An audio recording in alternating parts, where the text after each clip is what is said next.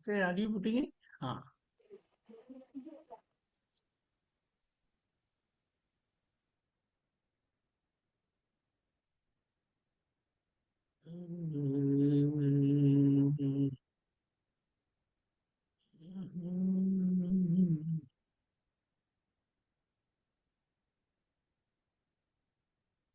જય સચ્ચિદાનંદ.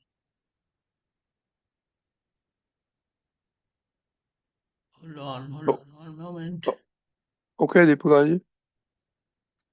જય સચ્ચિદાનંદ.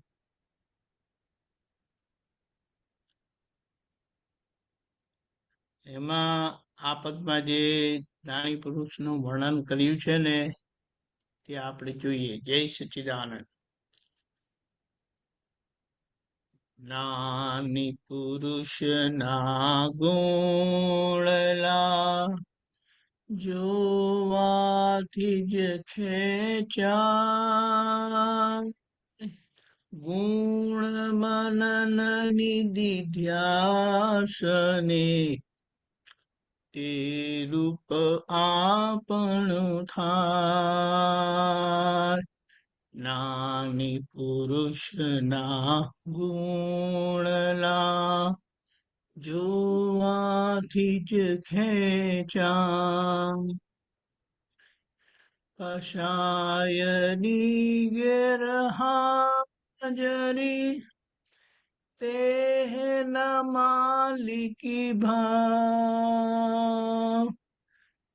નિખાલસતા જોઈને જ વિસ્મૃત જગત સ્વભાવ,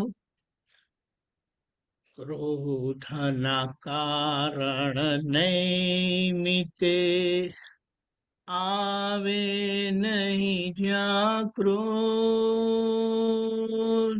સહજ ક્ષમાશીલ પ્રકૃતિ ભગવદ રૂપે બોધ,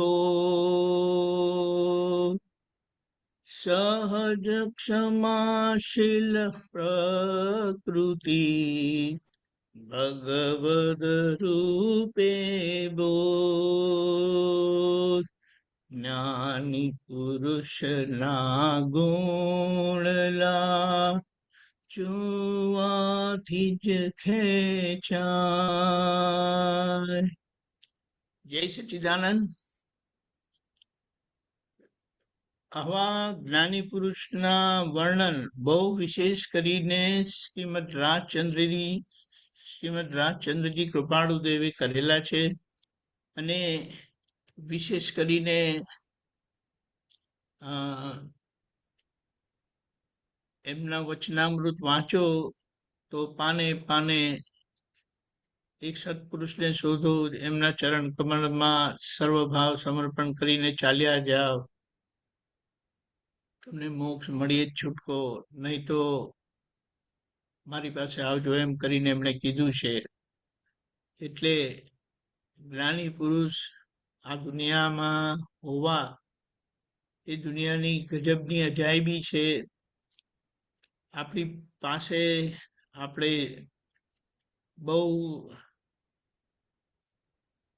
પુણ્યશાળી મહાપુણ્યશાળી કહેવાય. આમ કહેવાય તો પુણ્યાનુબંધી પુણ્ય હોય ત્યારે જ્ઞાની પુરુષના દર્શન થાય, અને એમના દર્શન થતા પુણ્યાનુબંધી પુણ્યના યોગથી પરિણામે એ જે આ સમયમાં સર્વજ્ઞ પુરુષ નથી, છતાં એ સર્વજ્ઞ પુરુષના દર્શન આપણને કરાવી શકે છે.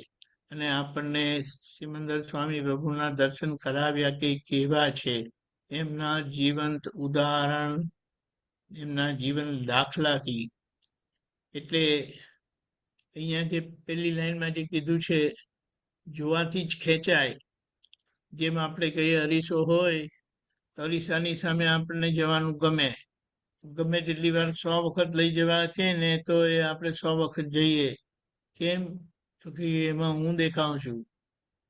એવી રીતે જ્ઞાની પુરુષ પાસે સ્વાભાવિક કુદરતી આવું આકર્ષણ થઈ જાય છે કે પોતે રહેતા નથી, અને દાદામાં જ્ઞાની પુરુષમાં પોતે પોતાની છબી એમને અજાણતા નથી કહેતા, જાણતા પણ નથી કહેતા, પણ એક એવો સંજોગ થઈ જાય છે, દિવ્ય સંજોગ થઈ જાય છે કે એક પ્રકારનું જબરજસ્ત આકર્ષણ થાય છે અને પછી છોડવાનું મન નથી થતું. એનો એક દાખલો આપીએ. પાર્ટી ચાલી રહી હતી, બધા ડાન્સ કરી રહ્યા હતા અને એમાં અમેરિકાની વાત છે. એમાં એક જણાએ કીધું કે કાલે દાદા ભગવાન આવી રહ્યા છે, તમે આવજો. કોણ દાદા ભગવાન કરીને? મારે કોઈ દાદાને મળવું નથી એમ કરીને. પણ એમને બીજે દિવસે એમના હસબન્ડ આમ તેમ મનાવીને કરીને લઈ ગયા. એ સેટરડે હતો, આ ફ્રાઈડે નાઇટ એ લોકોને થોડી મજા કરે, પછી બરાબર હોઈ જાય. સેટરડે નાઇટ બધું કામ ને બધું હોય. તે શુક્રવારે રાત્રે તો મળ્યા દાદાને, દર્શન કર્યા, બહુ વિશેષ કઈ વાત નહોતી થઈ. પણ બીજે દિવસે સવારે નાઈને તૈયાર થયા તો બેન ભાઈને કહે છે, મારે દાદા પાસે જવું છે. કેમ? પહેલા તો કહેતી હતી ને કે નથી જવું ને નથી મળવું. નહીં નહીં નહીં, એ જે હોય તે મારે એમને મળ્યા વગર નહીં ચાલે એમ કે મારે જવું છે. અને ત્યારથી એ લોકો ચોંટ્યા તે છેક લગી દાદા દાદા કરતા રહ્યા, દાદાને છોડ્યા નહીં. એટલે દાદા પાસે આકર્ષિત થવું એ કોઈ આપણી સમજણ નથી, આપણો વિવેક નથી, આપણો વિનય નથી, આપણી ભક્તિ નથી, પણ એ એમની એ દશા છે કે જ્યાં એ પોતે પોતાના સ્વરૂપે રહ્યા નથી, બધાના થઈને જીવી ગયા. એટલે બધાને પોતાના લાગે. એટલે એમ કીધું કે જ્ઞાની પુરુષ એમના જેવું બધાને અંદરથી ભાવના થાય કે મારે દાદા જેવું થાવું છે, દાદા જેવું મારે થાવું છે, દાદા જેવું. હવે દાદા જેવું થવું અને દાદા જેવા થયા તો પોતાના નહીં રહેશો.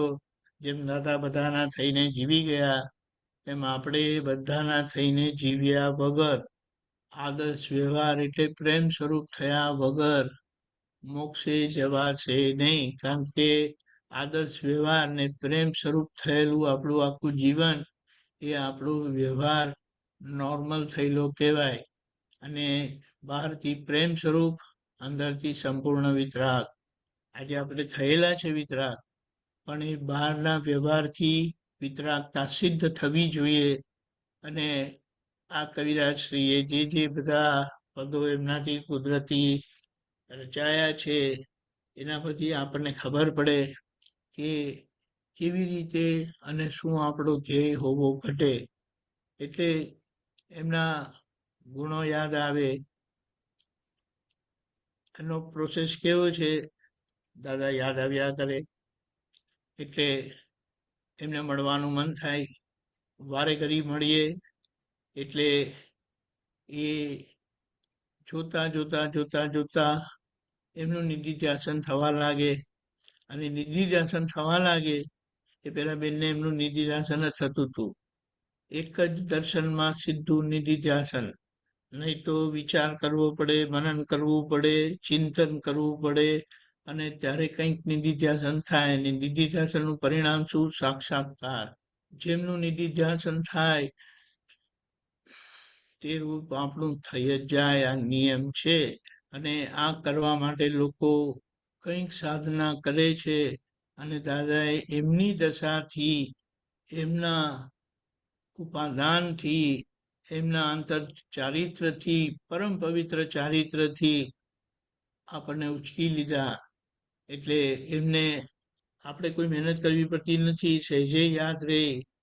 કવિરાજે એમના પદમાં પણ કીધું છે ને, અહીંયા સંભારું ને ઉગી જાય તે મને, પરમાત્મા ઝીલે છે આપણા સંદેશને. જ્યાં કશાયની સંપૂર્ણ ગેરહાજરી છે એમણે કીધું કે જ્ઞાન થયા પછી 58માં જ્ઞાન થયા પછી એ માલિકી ભાવ તૂટ્યા પછીનો જ આખું એ પરિણામ હતું. છતાં એમણે કીધું બાકીના કોઈ પણ જે બધા દસ્તાવેજ હતા લોકો પ્રત્યેના માલિકી ભાવના તે બધા એમણે ફાડીને ફેંકી દીધા. એટલે કોઈ પ્રકારનો માલિકી ભાવ નહીં, નિખાલસતા, ટ્રાન્સપરન્ટ. એમ કે અમારું પૂતગલ ટ્રાન્સપરન્ટ થયેલું છે. એટલે જેને જે દર્શન કરવા હોય એમને એ દર્શન થાય. મુસલમાનોને એમના અલ્લાહ દેખાય, ક્રિશ્ચનોને એમના ક્રાઇસ્ટ દેખાય, માતાજીની ભક્તિ કરનારને એમના માતાજીના દર્શન થાય, ગણપતિજી ઉપાસકને દાદા ભગવાન હાજર સાક્ષાત ગણપતિ દેખાતા હતા. એટલે જે જૈનો હતા એમને એવું થતું હતું કે અમે મહાવીરના દર્શન કર્યા. એટલે બહુ ગજબનું.